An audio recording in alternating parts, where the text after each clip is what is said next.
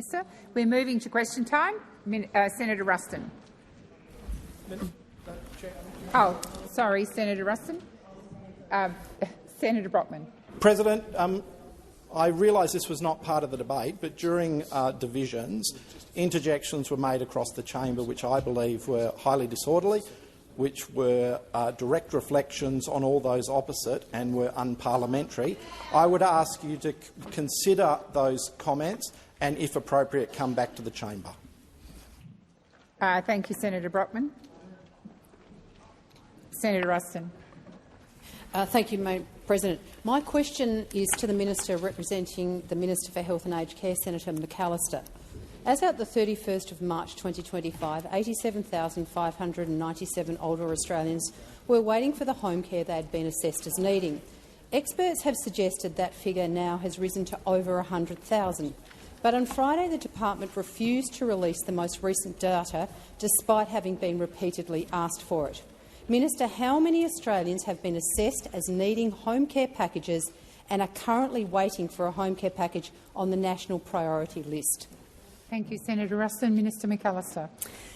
Thank you, President. Well, and I thank Senator Ruston for the question, because we are a Labor government and we, in some essential way, understand how important home care can be for older Australians and their families. Because older Australians tell us that they want to spend as much time at home as they possibly can. And we know that their families want that too, and that is precisely what our reforms are designed to deliver. There is a lot of work to do. There is a lot of work to do, Senators, because the record of the previous government was very, very bad. Indeed, it was a record that was characterised notoriously as neglect. Everybody remembers that. It was a situation characterised by neglect. Minister, Senator Ruston. Thank you, President. A point of order on direct relevance. I merely asked the Minister to advise the chamber of how many older Australians are waiting to receive their home care packages. She has gone nowhere near answering that question. Thank you, Senator Ruston. I will direct the Minister to your question, but your question also talked about numbers at the beginning, so it wasn't a direct question, but I'm happy to direct the Minister. Senator Ruston, you're not in a debate with me. Minister McAllister, I'll draw you back to the question.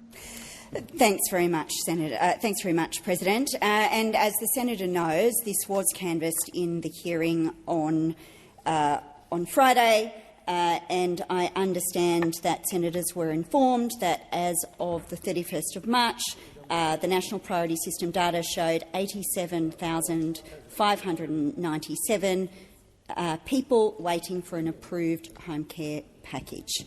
Now, the point— Minister, please resume your seat. Senator Ruston. Once again, President, on direct relevance. I actually acknowledged that in my question. I was merely asking the Minister to tell us how many more people have joined that priority list since the date of the 31st of March 2025. I think the Minister is being relevant to your question, Senator Ruston. Minister McAllister, please continue.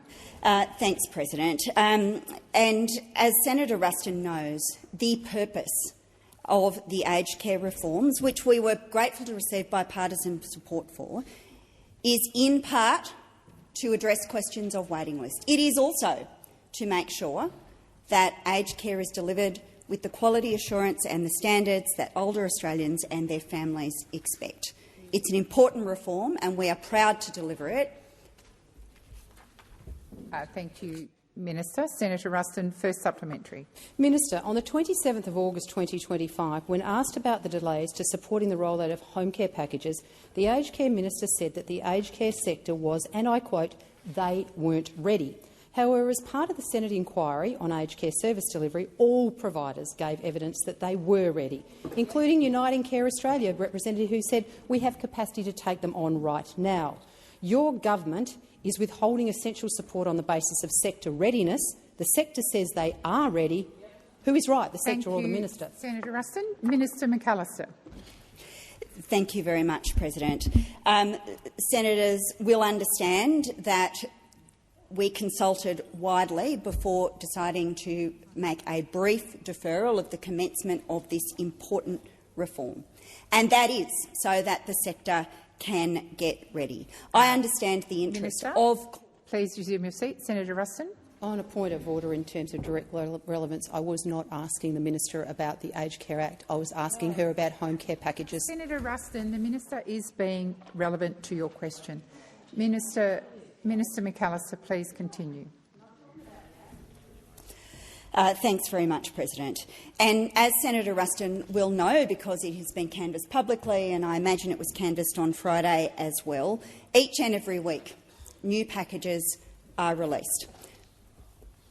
Senator Ruston. On a point of order in terms of misleading the Senator should know that what she just said is not correct. Senator Ruston, that is not a point of order. Senator Wong, did you— OK, I'm going to call the Minister again. Order! Order! Order. Senators, I am in charge of the Senate. I have said that was out of order, and I will call the Minister back to continue her answer. Thanks, President. And as I've indicated here previously, each and every week packages are released. Further packages are released.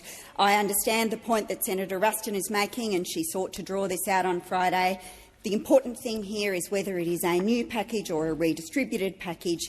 It is an older Australian coming off the waiting list and getting the care that they need. Answering has expired. Senator Ruston, second supplementary. Minister, it was revealed on Friday that 121,596 older Australians are currently waiting to be assessed for home care support, and that they could be waiting up to 15 months just to be assessed. This is on top of the more than 87,000 older Australians on the national priority list that don't have home care packages.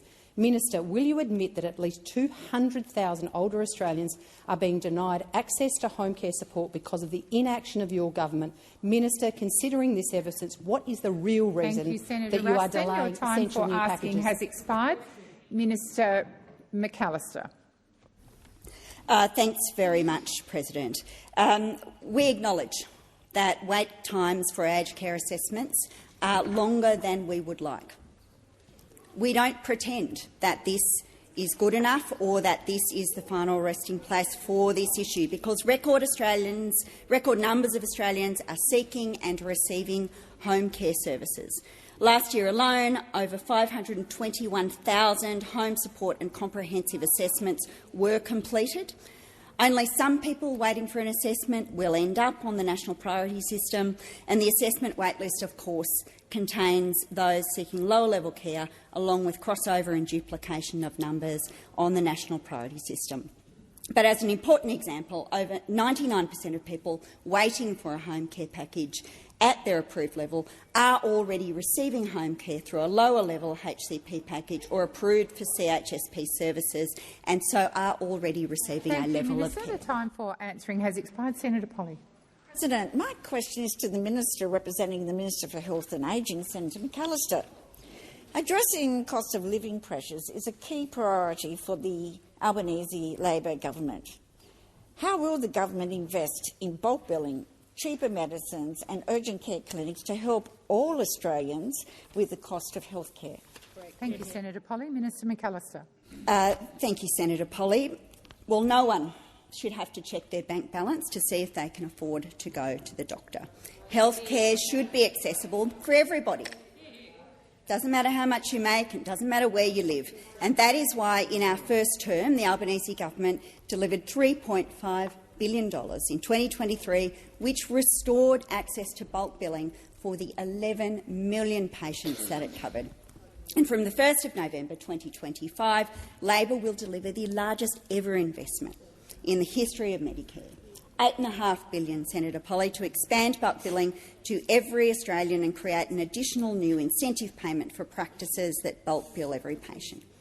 9 out of 10 GP visits will be bulk billed by 2030, and fully bulk billed practices will grow to around 4,800 nationally. That is triple the current number. That's what real cost of living relief looks like. And we will also expand the availability of free urgent health care by opening another 50 Medicare urgent care clinics. That's 14 new clinics in New South Wales. That's 12 in Victoria, 10 in Queensland, 6 in Western Australia, 3 in Tasmania, 3 in South Australia, 1 in the Northern Territory and 1 in the ACT. Did I say 6 in Western Australia? I'm concerned I skipped over it. When Labor came to government, we promised 50 urgent care clinics. How much did we deliver? 87. Not 87. so unsustainable after all, Anne. And once all of these clinics are open, 4 out of 5 Australians will live within a 20-minute drive to an urgent care clinic. They're a game changer for families. 1/3 of patients are under the age of 15. And people won't have to pay $1 to access these urgent care clinics. All you will need is your Minister. Medicare The card. time has expired. Senator Polley, first supplementary. Thank you, Minister. This is a government that actually delivers for the Australian people, but the out-of-pocket costs at the doctor's office can be a big hit to the hip pocket of many Australian families. What other actions is the Albanese Labor government taking to deliver cheaper medicines for all Australians? Thank you, Senator Polley. Minister McAllister. Well, in 2023, we delivered the largest cut to the cost of medicines in the history of the PBS. The maximum cost of the script fell to $30. That was from $42.50. But we want to deliver even more cheaper medicines. And that is why the government will make sure that a prescription on the Pharmaceutical Benefits Scheme costs no more than $25. This is a 20% cut in the maximum cost of medicines under the PBS. It's saving Australians more than $200 million a year. And pensioners and concession card holders will have the cost of their PBS medicines frozen at $7.70 until 2030. The last time medicines were this cheap was in 2004, and make no mistake, Madam President, this is what Labor governments do. Thank you, Minister. Senator Polley, second supplementary. Thanks again, Minister. The Medicare system was designed to deliver health care to everyone that needed it. The Albanese Labor government has made significant investments to strengthen Medicare. Why are these significant investments needed? Minister McAllister. Well, thanks for the question, Senator Polley, because when Labor came to government in 2022, the consequences of a coalition government neglecting this issue for a decade were there for all to see. The coalition's 6-year freeze of the Medicare rebate ripped billions and billions of dollars out of Medicare. And the AMA estimates it would have taken $8.3 billion out of Medicare by 2027-28. And it wasn't just the budget headline, because those decisions made it harder for people to see a doctor. And this situation was completely untenable. It led to a genuine decline in access to health care across the country. The Albanese government's response to this crisis, a product of coalition neglect and ideological blinkeredness, is simply this: we will put back every dollar into Medicare that the coalition's rebate freeze took out. Thank you, Minister. The time for answering has expired. Senator Askew. Thank you. My question is to the Minister representing the Minister for Health and Aged Care, Senator McAllister. Margaret and her husband Tony applied for home care support in January last year. They desperately needed assistance. Tony suffered from Parkinson's and several cancer diagnoses. But more than 12 months later, Tony still had no access to care. Tony was taken to hospital on the 4th of May this year and tragically passed away a few days later. During that week he spent in hospital, in his final days, Margaret was advised that his home care package had finally been allocated. It was frankly too little, too late. Minister, will you apologise to Margaret and the thousands of other people who have lost loved ones while waiting for the care they have been assessed as needing? Thank you, Senator Askew. Minister McAllister. Thank you very much, President. And I thank the Senator for raising this important case. And stories like this remind us of exactly why reform is so critical. The reforms that we are putting in place are designed to put people at the centre of the aged care system. They were passed, we acknowledge, with support from those opposite. And they reflect the significance of quality aged care for older people in their homes. They follow a period which, as everyone understands, was described as neglect. Minister, please resume your seat. Senator Ruston, when I call order, I shouldn't have to specifically name you. I've called order and now I'm going to name you. Please come to order, Senator Ruston, or leave the chamber. Minister McAllister, please continue. Thanks, President.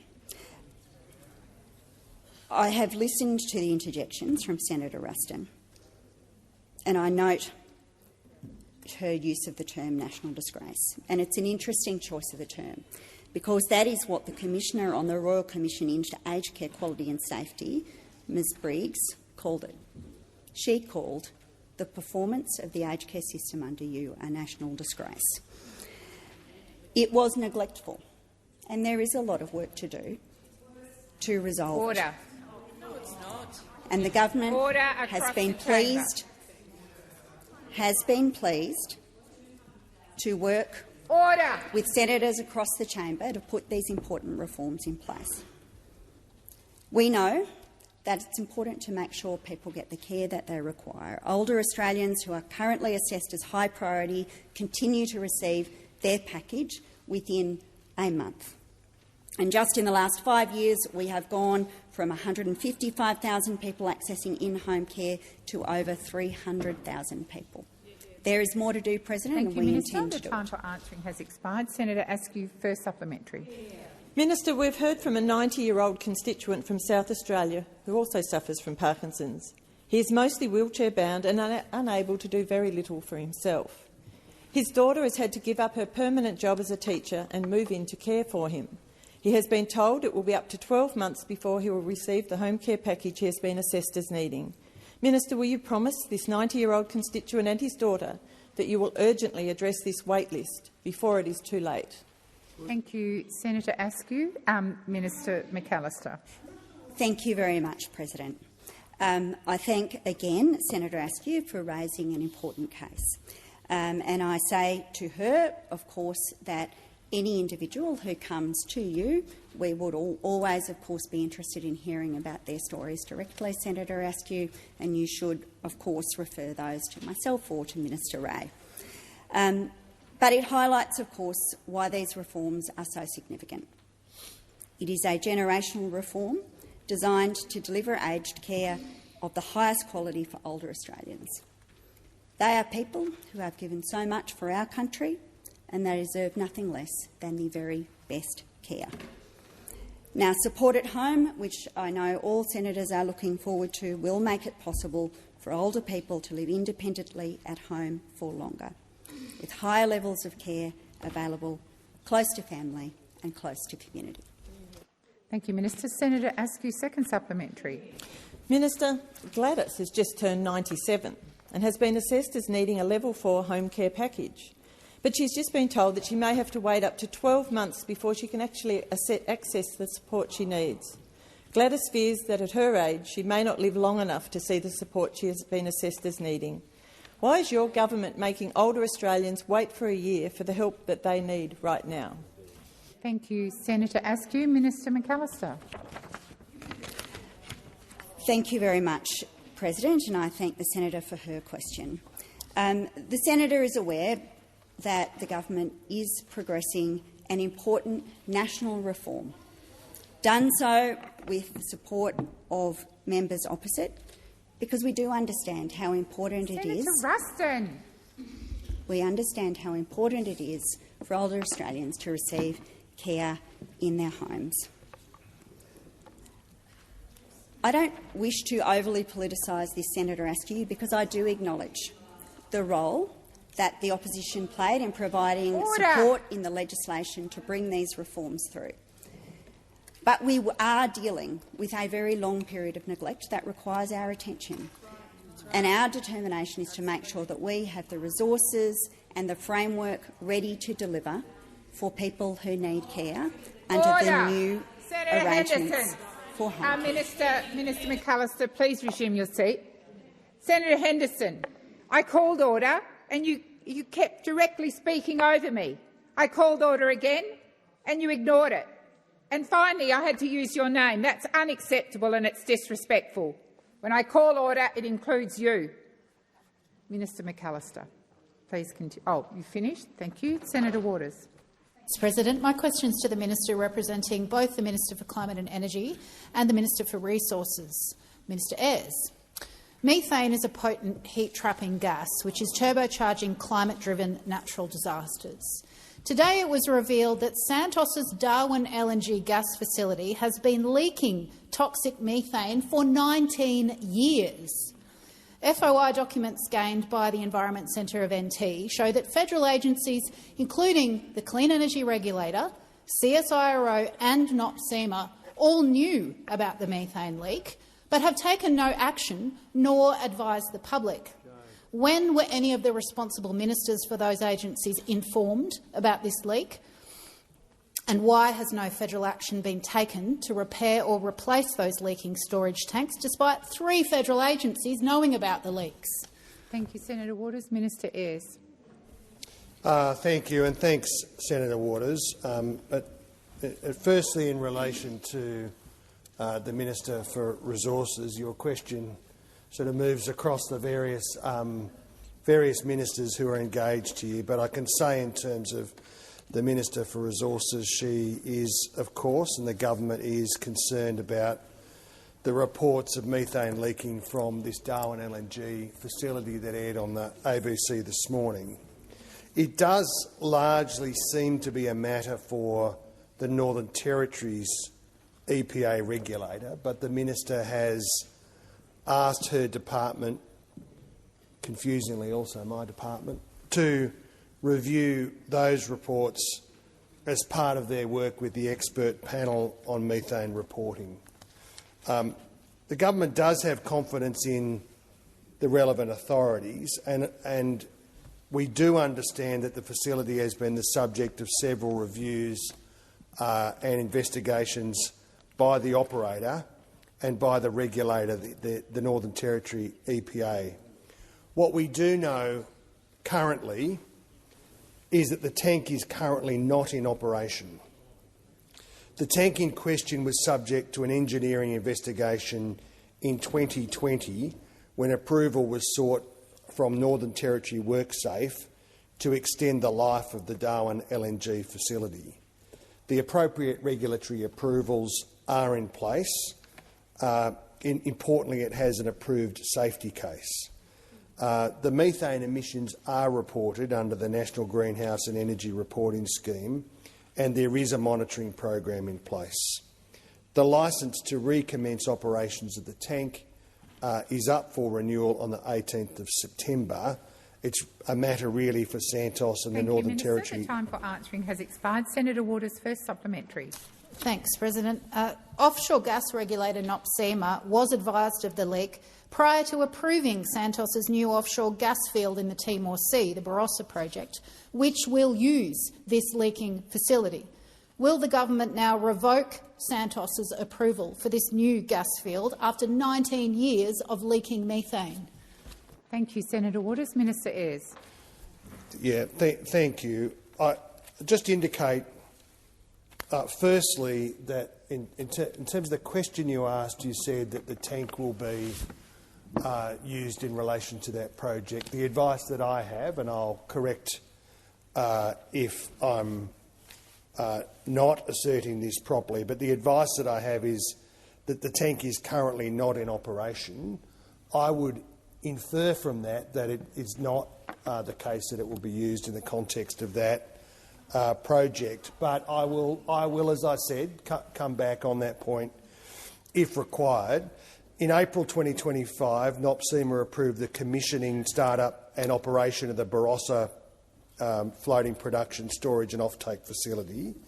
In that decision, NOPSEMA acknowledged the objections raised by the Environment Centre NT regarding the impacts and risks of the unplanned emissions, but NOPSEMA has no jurisdiction to regulate the Darwin LNG LNG has facility. expired. Senator Waters, third supplementary.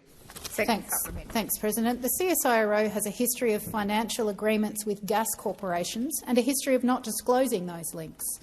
Was CSIRO's failure to publish their methane monitoring work at the site since April 2021 and the failure to do anything to stop the leak because of their financial links to Santos? Minister Ayres. No, and it's usually the role of some of the characters over here to impugn the independence of the CSIRO. It's less usual for that to happen from you, and I think that Senator, on reflection, I don't think impugning the independence of the CSIRO is in the interest of that organisation. They were engaged some years ago to review third-party methodology for monitoring fugitive methane emissions at the Darwin Export Hub. As part of that project, the CSIRO did not undertake any direct monitoring at the site. That is the extent of their engagement with these issues, and I think it's important not to carelessly impugn the independence of that organisation. It's an important organisation for the country. Research and engagement in the energy sector, including the gas sector, actually is in the national interest. Senator Cox. Thank you, President. My question is to the Minister for Indigenous Australians, Senator McCarthy. The Albanese Labor government is committed to building a stronger future for First Nations Australians, including through economic empowerment. How are First Nations people contributing to the government's economic agenda? Thank you, Senator Cox. Minister McCarthy. Thank you, President, and I thank Senator Cox for the question. The Albanese Labor government is absolutely committed to building a stronger future for First Nations Australians, and economic empowerment is very much at the heart of that commitment, President. And over recent weeks I've travelled across the country to host First Nations economic roundtables. We met on Gadigal country in Sydney, on Larrakia country in Darwin, on Kaurna country in Adelaide, on Turrbal and Yugara country in Brisbane, on Wurundjeri country in Melbourne, on Noongar country in Perth, and on Yababara country in Karratha. And each of these roundtables, President, has fed directly into the Treasurer's Productivity Roundtable. And at every roundtable we heard directly from First Nations leaders about the opportunities and challenges facing their organisations and communities. And these discussions, they were rich, grounded in lived experience and focused on practical ways we can work together to drive jobs, enterprise and long-term economic independence. And I heard from First Nations leaders about possibilities for Indigenous businesses, opportunities for land activation to support community aspirations, and the power of education as a foundation for economic empowerment. I want to thank my Labor colleagues who joined and helped to co-chair many of these important conversations, including you, President, Senator Cox, Senator Stewart, Senator Smith, the Assistant Treasurer, the member for Bonner, and the member for Barton as well. Their attendance and their support demonstrate the whole-of-government commitment we are bringing to this reform agenda, President. The voices of First Nations people are at the centre of this work, and their insights have fed into the Treasurer's roundtables and our reform agenda. And this is how we ensure that economic empowerment and productivity go hand in hand for the benefit of all Australians. Minister. Senator Cox, first supplementary. Thank you, Minister. I welcome the update on the First Nations roundtables and the Albanese Labor government's commitment to economic empowerment of First Nations Australians. It's important to uplift the voices of Indigenous Australians and share our positive stories. Did the minister undertake any visits in connection with these roundtables? Minister McCarthy.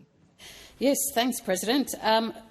Absolutely. Alongside the roundtables, it was important to get out and see First Nations businesses on the ground, which I certainly love to do more broadly anyway. In Sydney, I visited Indigigrow at La Perouse, and what began as a small native plant initiative in 2018, President, has now grown into an Indigenous-run nursery, employing 10 local Aboriginal staff, providing jobs while caring for country and strengthening culture. In Adelaide, I had the privilege of visiting Auntie Vicky's Cafe, Block Your Dot. It is a 100% Aboriginal-owned and run business in the heart of the city. Auntie Vicky had dreamed of running her own cafe for decades, and earlier this year that dream became a reality. And in Brisbane, I joined a cultural tour of the Nudgee Waterholes with Madonna and Doris, from Nyanda, who are creating meaningful jobs and sharing knowledge through bush food experiences and cultural awareness programs. Answering has expired. Senator Cox, second supplementary. Thank you again, Minister. Many Indigenous Australians are already engaging in their own economic empowerment. How is the Albanese Labor government prioritising economic empowerment of our First Nations people? Thank you, Senator Cox. Minister McCarthy. Thank you, President. Well, we are delivering jobs for people in remote communities, overhauling the punitive CDP program. It is a welfare program that sought to punish its participants. And the Treasurer and I have been working in partnership to deliver a comprehensive economic policy for First Nations people through a new First Nations economic partnership. And this is a new and transformative approach, President, to policy development and shared decision-making in this country. We have announced $75 million in additional funding for prescribed bodies corporates to support communities as economic decision-makers to unlock the true potential of their land and their aspirations. And we have strengthened the ability of Indigenous Business Australia to invest in First Nations businesses and communities by allowing IBA to borrow and raise capital. And we have strengthened the Indigenous procurement policy to provide more opportunities for First Nations businesses. The time for answering has expired. Senator Shoebridge. Oh, thanks, President. My question is to the Minister representing the Minister for Home Affairs, Senator Watt. Your government has passed some of the most extreme far right-wing anti-immigration legislation, including forcibly deporting people to third countries like Nauru, and now trying to deny them even natural justice. The Department of Home Affairs has said these laws will impact around 100,000 people in our community. So why does your government call these people, many of whom are refugees, criminals when you know they are not? And will you acknowledge that this rhetoric, this dog-whistling and dehumanising, fuels the far-right rallies we saw over this weekend? Thank you, Senator Shoebridge. Minister Watt. Thank you, President. I think even for Senator Shoebridge it is a stretch to be implying that the Government of Australia, the Albanese Labor government, is responsible for the rallies we saw over the weekend. This government could not have been clearer in our condemnation of those rallies before, during and after the event. Unlike certain other people in this chamber who wanted to be against the rallies until they were held and then started retreating at a rate of knots to say, oh, maybe it was okay after all. We have been absolutely unequivocal in our condemnation and opposition to those rallies. And while it might suit the Greens political party's political interests to try to accuse the Labor government of being responsible for those rallies, I think people will see through that for what it is. Just another political cheap shot from a party consigned to irrelevance in this parliament. Senator Shoebridge. My question was about the dehumanising right-wing anti-immigration legislation, and the minister has yet to address it, probably because of his embarrassment. Senator Shoebridge, first of all, when you stand, you inform me it's a point of order, which I presume it was, but you let me know that it is. The minister is being relevant to your question. Minister, please continue. Thank you, President. So the legislation that Senator Shoebridge was referring to before he tried to blame the Labor Party for rallies of extremists over the weekend, that legislation makes targeted amendments to the Migration Act to expressly exclude procedural fairness from applying to the exercise of powers that deal with the taking of action in relation to third-country reception arrangements. And as to why the government is introducing this legislation, the point of principle that we're adopting is that if someone does not have a right to a visa in Australia, then that person should leave. And that is the situation in relation to the NZYQ cohort, as they become known. That is the basis of that legislation. That principle, that if you don't have a right to a visa in Australia, you should leave Australia, that is the basic principle of any functioning migration system, but it would appear that the Greens party does not support that principle, that someone without a right to a visa should leave Australia.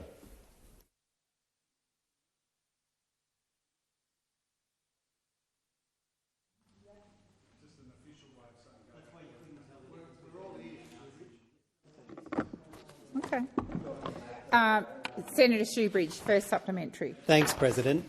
Minister, last year when you worked with Peter Dutton to pass the first tranche of these hateful laws, you were told by the Human Rights Law Centre, National Legal Aid, Democracy in Colour, the Asylum Seeker Resource Centre, Amnesty International and many more that those laws would fuel racism and anti-migrant hatred. Right. Why didn't you listen? Yeah, thank you, Senator Shoebridge. Minister Watt. Thanks, President. Well, it's ironic again that we have Senator Shoebridge, someone from the Greens political party, wanting to talk about working with the coalition, because those of us who were here in the last term of parliament remember that it was the Greens political party working with the coalition to block housing, to block environmental law reform. Just a moment. Senator Shoebridge. Point of order, President. It's not within a bull's roar of relevancy, and you know. Senator Shoebridge, I'm going to ask you to withdraw that. Bull's roar. You're asking me to withdraw bull's roar. Senator Shoebridge, it has always been my practice to ask people not to repeat the offence. Yes, I'm asking you to withdraw that without repeating it. I withdraw it. I'm just checking what it was you're asking me to withdraw. And I maintain my point of order. Senator Shoebridge, first of all, you're not in a debate with me. If I ask you to withdraw, then withdraw those comments which you've done. Thank you, Senator Shoebridge. Unless you have another point of order, I am moving back to the minister. I maintain the point of order, Senator that it's not relevant. Resume your seat. Senator Shoebridge. Senator Shoebridge, I think earlier today I asked you, when I call you to order, you come to order. You do not continue to talk over me. Senator Allman-Payne, come to order. No, Senator Shoebridge, resume your seat. I'm going to ask the minister to continue his answer. Minister Watt. Thank you, President. Well, Senator Shoebridge has his glass jaw out wide this week, Senator that's for Watt, sure. I'm going to ask you to withdraw that. I'll withdraw. Thank you. Senator Shoebridge, the very beginning of your question went to your accusation that the government was working with the coalition. So I'm completely entitled to point out the many occasions on which the Greens Party have worked with the coalition to block housing, to block environmental law reform and to block almost every other progressive reform that this Labor Party ever tries to do. Now, I've already outlined the principle that underpins this legislation, that if you don't have a right to a visa in Australia, then you should leave, and that's what this legislation is about establishing. Senator Shoebridge. It's what it is. Thank you, President. Will you now, Minister, will your government publicly release the secret $400 million MOU on deportation you've signed with Nauru? And I ask that especially, noting that the Nauruan President had said in relation to the deals he's cut with the Albanese Labor government that Nauru's, and I quote, long-term goal remains the eventual repatriation of these individuals to their home countries. They have fled persecution and they need protection. Yeah. Thank you, Senator Shoebridge. Minister Watt. Thank you, President, and thank you, Senator Shoebridge. The government will publish details about that agreement in the usual way at the appropriate time. It's obviously a matter for the Nauruan government to make a decision as a sovereign nation what agreements they enter into. They have chosen to enter into this agreement with Australia, and therefore the agreement will be honoured. Thank you, Minister. Senator McKenzie. Thank you. My question is to the Minister representing the Prime Minister, Senator Wong. Hundreds of Victorian farmers, community members and volunteer firefighters travelled to Ballarat in their utes, tractors and fire trucks last Friday to protest Labor's renewable energy policies, where the risk of transmission towers and renewable energy infrastructure are threatening the futures of regional communities. Speaking at the Bush Summit, the Prime Minister was heckled and booed when questioned about protecting rural communities. The Prime Minister told farmers, and I quote, "I'll continue to engage, but I won't bullshit people." Minister, does the Prime Minister's no bullshit policy mean the government will start telling the truth and release the modelling of the true cost of Labor's 100% renewable rollout? Thank you, Senator McKenzie. Senator Wong.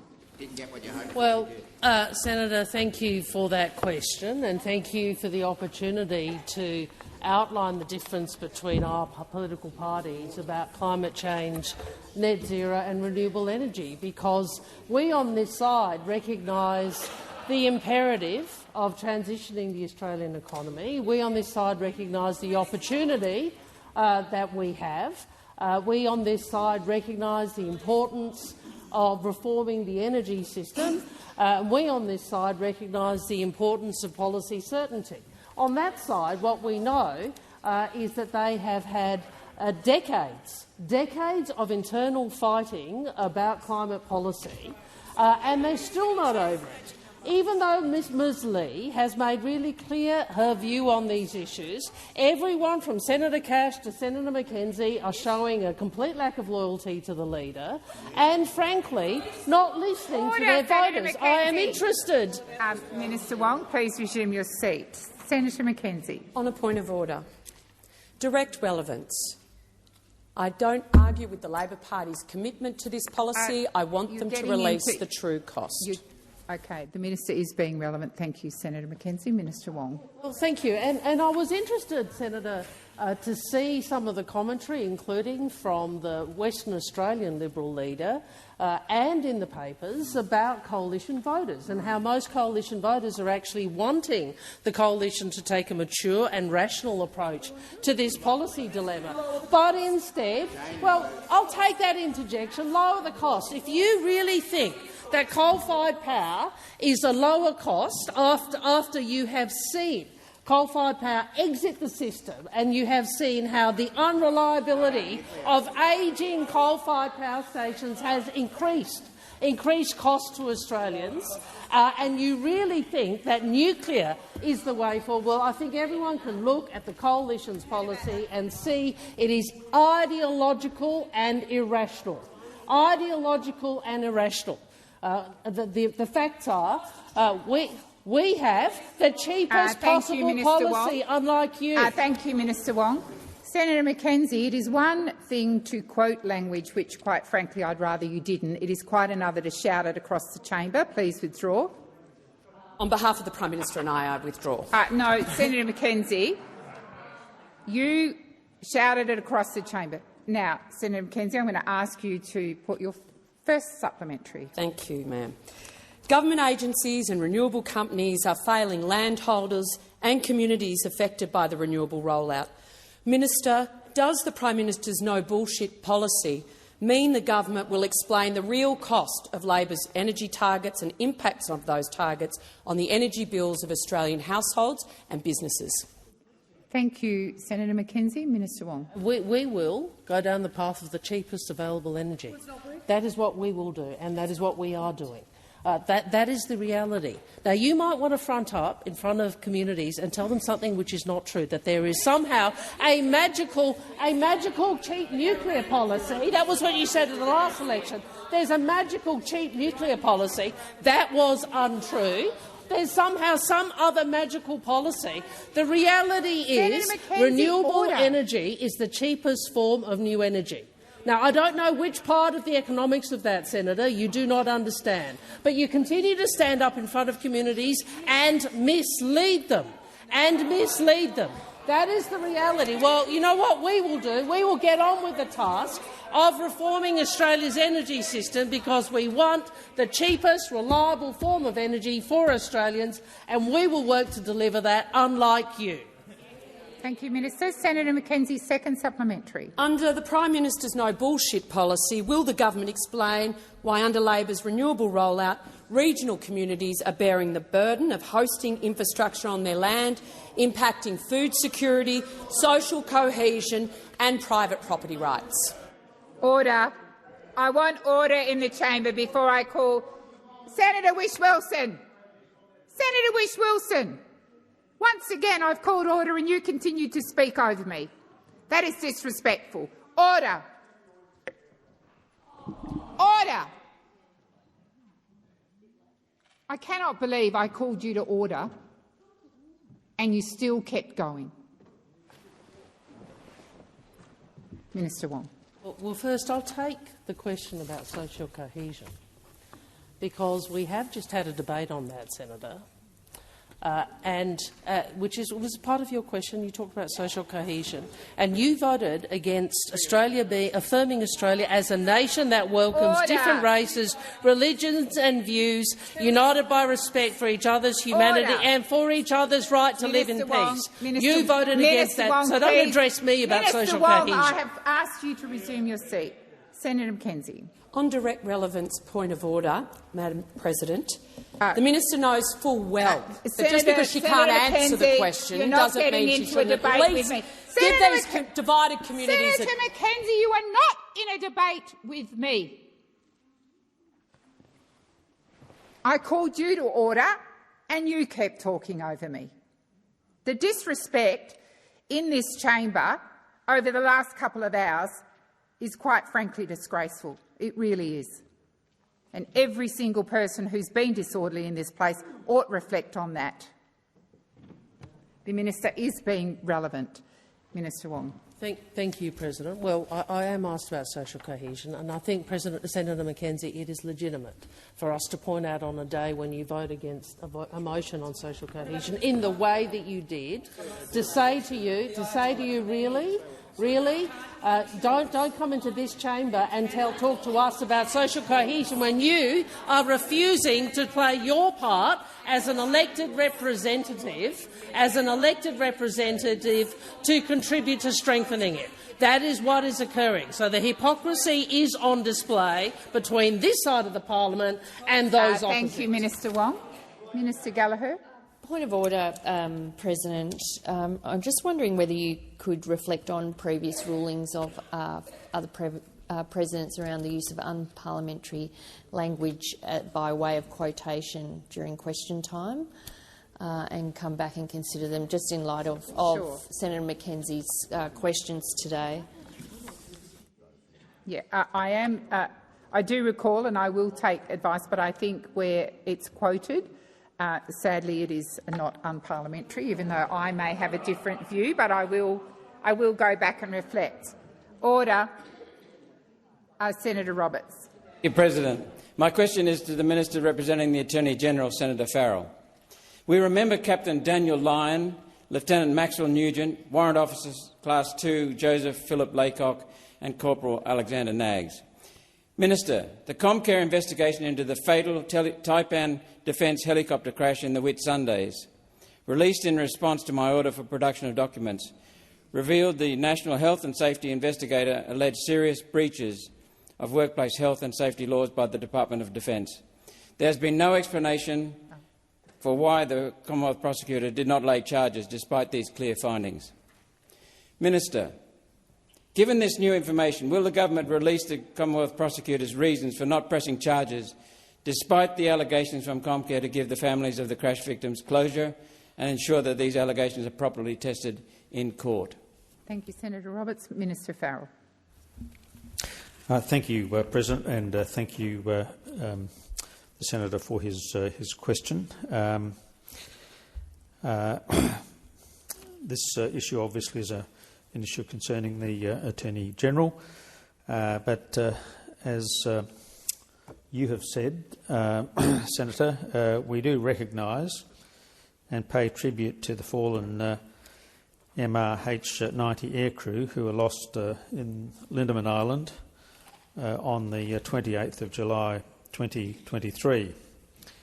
As to the specifics of your question, Comcare is the independent federal work health and safety regulator responsible for monitoring and enforcing compliance with the Commonwealth Work Health and Safety Act. In July 2023, Comcare began an investigation of potential work health and safety offences relating to the fatal crash which you referred to in your question. The investigation focused on the Department of Defence's duty owed to workers under the Commonwealth Work Health and Safety Act.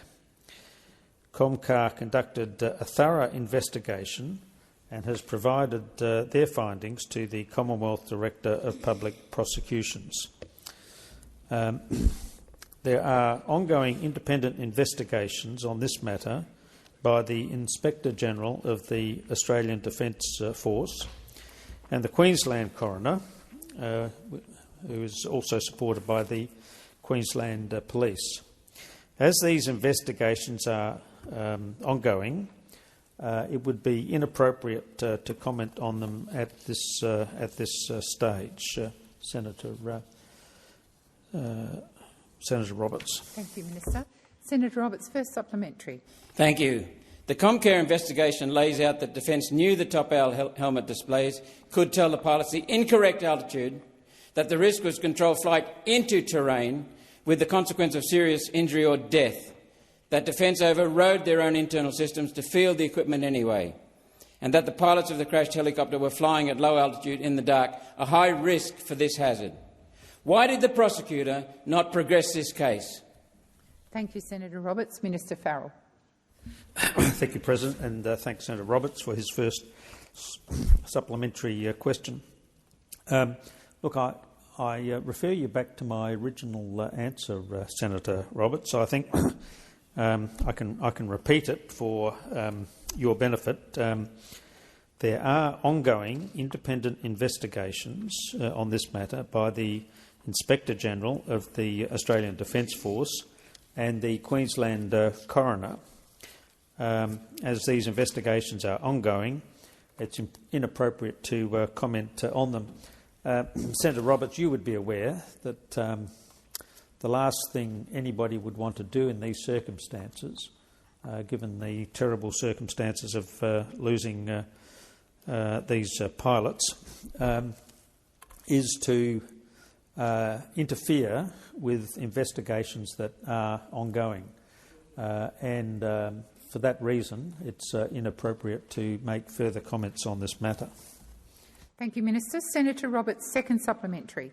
Minister, the clarity of these Comcare documents provides a real justification to waive the immunity on legal advice and understand why this case was not progressed on behalf of the victims' families. Do you accept there are genuine grounds to understand why? Will the government release the reasons why the prosecutor chose not to follow the advice Comcare provided? Thank you, Senator Roberts. Minister Farrell. President, and thank Senator Roberts for his second supplementary questions. Look, I don't believe that the Attorney-General does believe that in these circumstances. Senator Roberts, there are certain relatively fundamental principles that apply in all of these cases where further investigations are being undertaken. We feel great compassion for the families of the people who were lost in this terrible accident, but there are investigations underway. I think the Senate ought to leave those investigations to the appropriate authorities to make a final determination of the issue, and I think that's the appropriate course of action in these circumstances, Senator Roberts. Thank you, Minister Farrell. Senator Babet. Thank you, President. My question is to the Minister representing the Minister for Immigration and Citizenship, Minister Watt. Minister, in a media interview yesterday, you said we absolutely condemn the March for Australia rally that's going on today. It's not about increasing social harmony. It's about spreading hate and division in our community. So, Minister, how does the current record high level of immigration encourage social harmony? Thank you, Senator Babet. Minister Watt. Thanks, President, and thanks, Senator Babet. I can certainly tell you one thing that doesn't encourage social harmony in Australia, and that is overt support for the kind of rallies we saw yesterday, and that is oppositions who aspire to be future governments of this country opposing Senate motions like we saw about an hour ago that sought to affirm that Australia is a nation that welcomes different races and religions. That's what we saw. No. Have a look back at what you did. You opposed a motion in the Senate that affirmed that Australia is a nation that welcomes different races and religions, and the coalition, the Liberal Party of Australia, opposed a motion that rejected the racism, white supremacy and condemnation of immigrants on display at rallies held over the weekend. That is the so-called Liberal Party of Australia. I don't resolve for one moment from the comments that I made yesterday. and interestingly comments that were made by some members of the opposition before the rallies, where they also condemned those rallies. But as I say, the minute the rallies that happened, they ran away from their position at a rate of knots. Now, we saw in the lead-up to those rallies the opposition leader, Ms Lee, go and put a video up saying there is no place for violence, racism or intimidation, trying to take a stand against some of the views that were expressed at those rallies on the weekend. But what we saw at those rallies then was neo-Nazis addressing the Melbourne rally, that rally ending with attacking the site of Aboriginal resistance in Melbourne and a sacred resting place, an Adelaide protester carrying a placard in support of an alleged cop killer, and speeches blaming migrants for housing shortages. That's what we saw at those rallies over the weekend. And then, when offered an opportunity to support a motion of the Senate that affirmed that Australia is a nation that welcomes different races and religions, the opposition voted against that. When offered an opportunity to support a motion rejecting racism, white supremacy that we saw in the rallies, the opposition voted against that. Shame on you. Thank you, Minister. The time for answering has expired. Senator Babet, first supplementary. Minister, look, the vast majority of people that were there yesterday at the march were just everyday mums and dads, grandparents, struggling workers, and many immigrants themselves. Do you seriously believe that, as you said on Sky News yesterday, that these people were motivated by hate and division, or are you going to concede that they're just motivated by a genuine concern for their country and their standard of living? Thank you, Senator Babet. Minister Watt. There are plenty of ways that people can express their love of their country or express their concern about cost of living. One way that some people have chosen to do that is attend rallies that are being addressed by neo-Nazis. And I don't think that is the right way to express your concern about your country. And I don't think that the views that we had on display at those rallies yesterday represented Australian values whatsoever. Australian values are about a fair go for everyone, regardless of who they are and where they come from.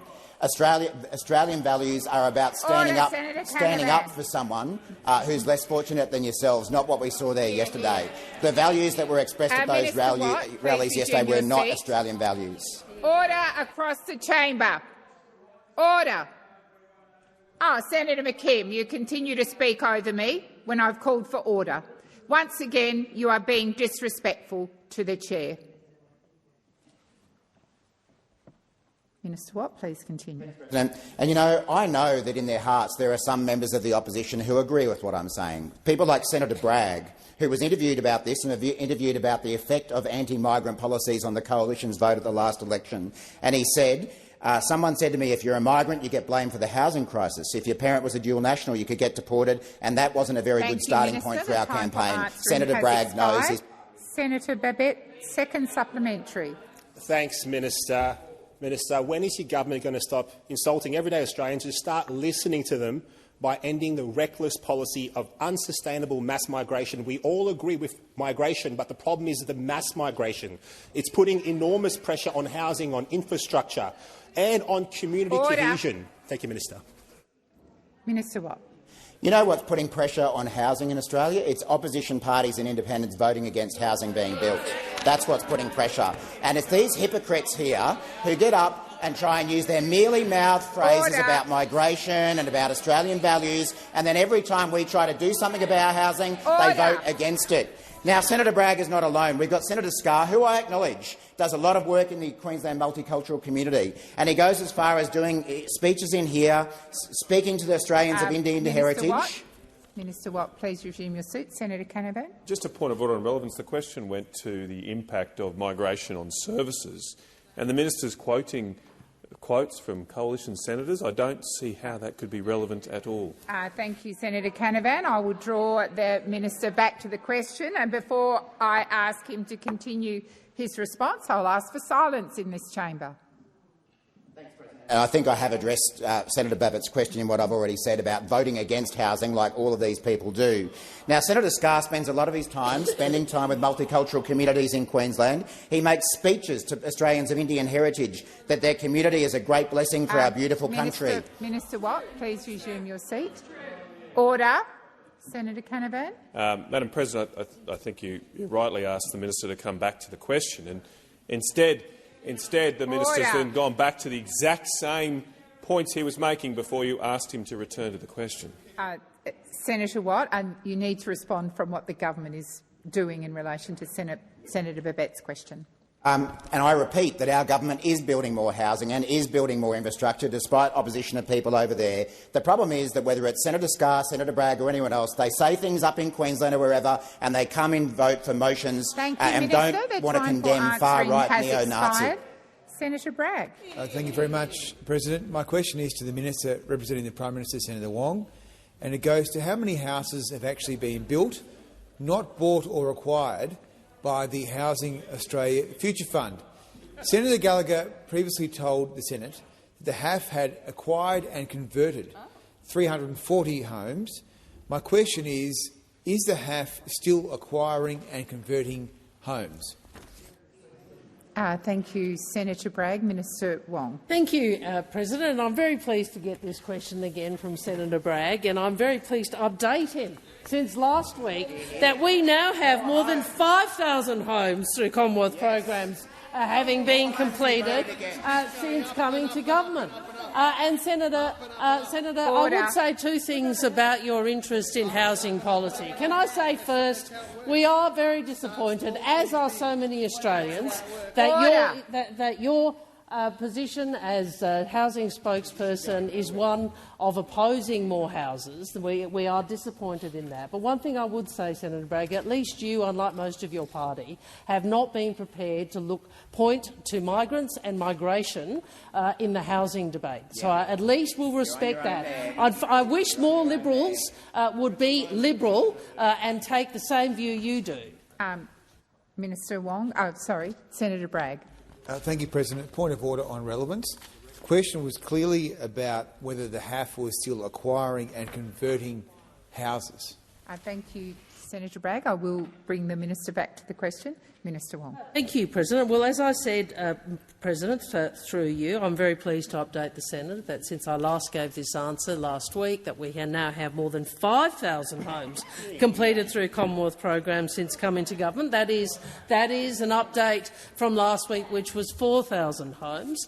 Now, obviously, we on this side believe that adding to the supply of housing is one of the ways in which we can address affordability. It is disappointing. It is disappointing. That those opposite now complain about housing affordability but stood in the way and continue to stand in the way of adding to housing supply.